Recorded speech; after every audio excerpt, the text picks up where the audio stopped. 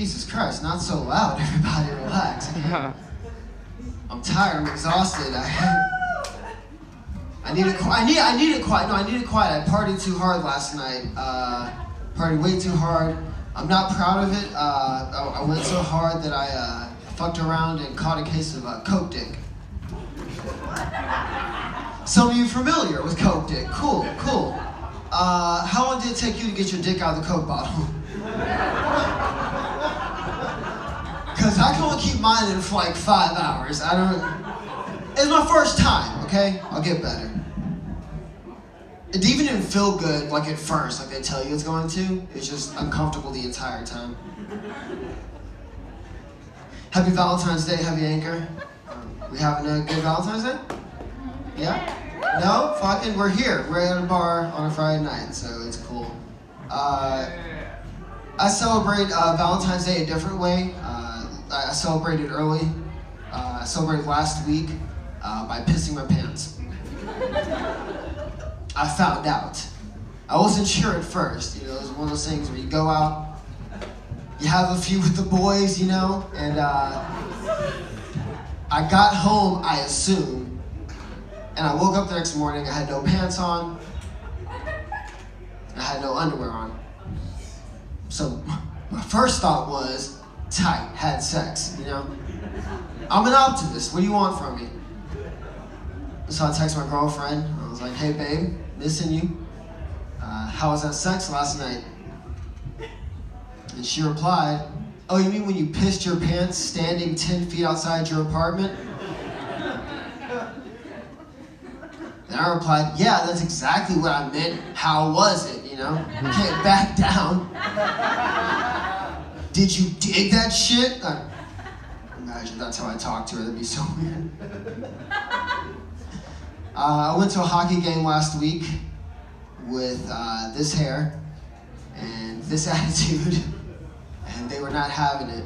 It was a very weird experience. I got there as the national anthem was being performed, indoctrinated, I don't know. Look, I got off the elevator, and it was in the middle of the anthem, and the security guard looks at me and says, whoa, hold on. Alright, so I stood there, I waited for the anthem to end, and I started walking forward and said, sorry, I just couldn't have you coming out in the middle of the anthem with all that fucking hair on your head. Thought you might pull some Kaepernick shit. I said, what? I said, hell man, all that hair on your goddamn head? You making some kind of statement?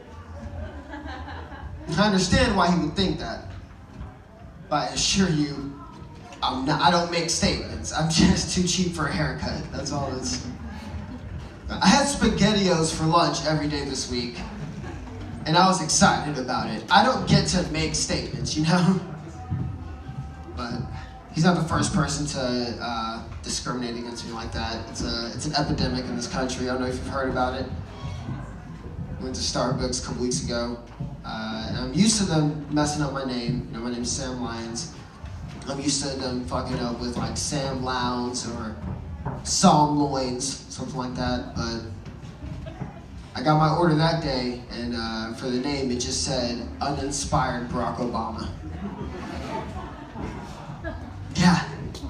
And it's like, I get it, but it still hurts, you know? Like, I'm human, like, do I not bleed? I said to the barista.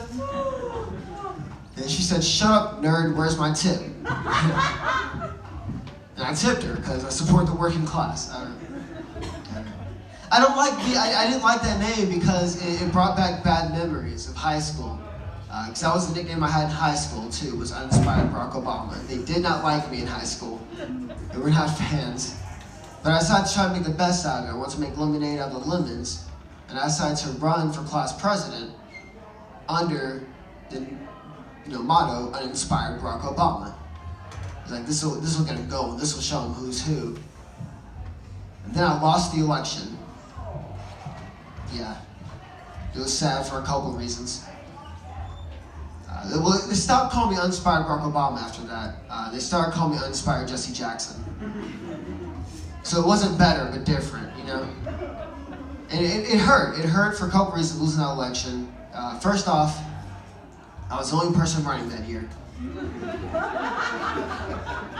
So it's like, we're fine with anarchy? James K. Polk High School? Also, I was homeschooled, so it's like, what the fuck, Dad? You can't pause Jeopardy for 5 minutes to absentee vote for your boy? You've been absentee everything else. Why not keep it going? Okay. He was such a good father. I should stop making that joke.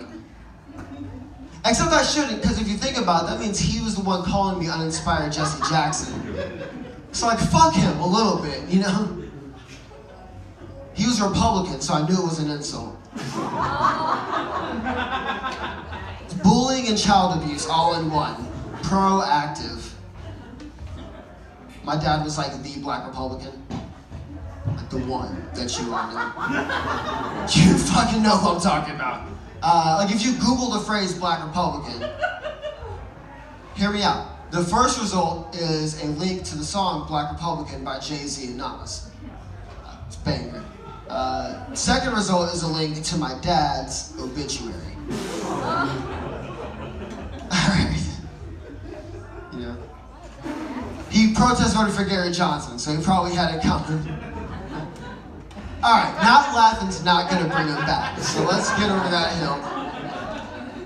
It's my dead dad. I don't know what you're so sad about. You didn't bomb at his funeral. Like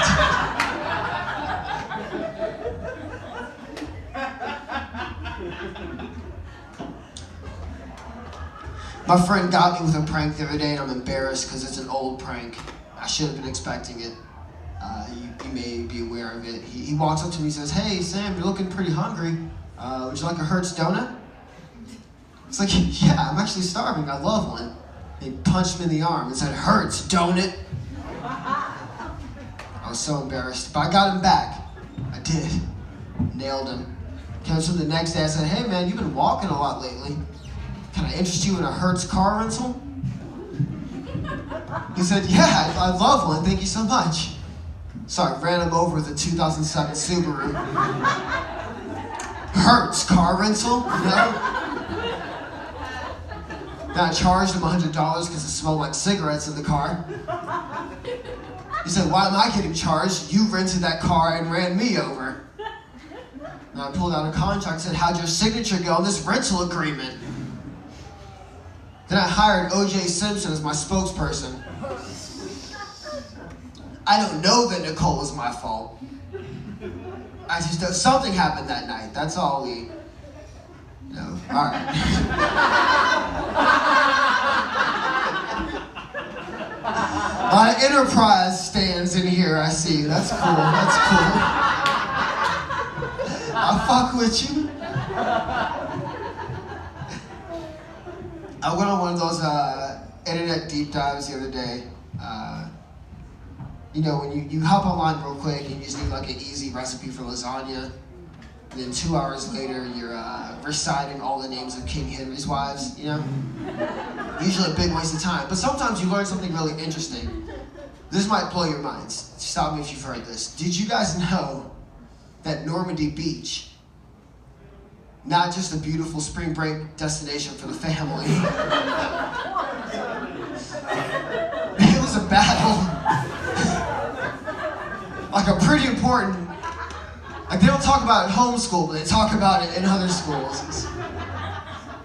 So my grandfather always talked about Normandy Beach. I thought he was nostalgic for spring break. Turns out his best friend Billy drowned there, but not for too many limeritas. Pour one out for Jimmy.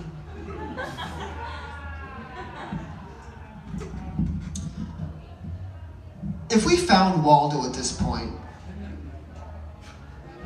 what are we gonna do? Do we have a plan? We better, because he knows we're looking for him and he is bothered.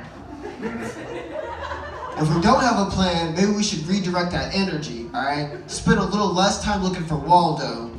Hear me out, Heavy Acre. A little more time looking for Jesus. Maybe the world would be a better place. I don't know. I'm just saying, has anyone tried it, you know? Let your light shine for the Lord. Maybe he'll shine his light on Waldo. Boom, we found him. It's called cheat codes, guys. Where's Waldo? Where's the Holy Spirit, bitch? Alright, I'm Sam Lyons. Happy Valentine's Day.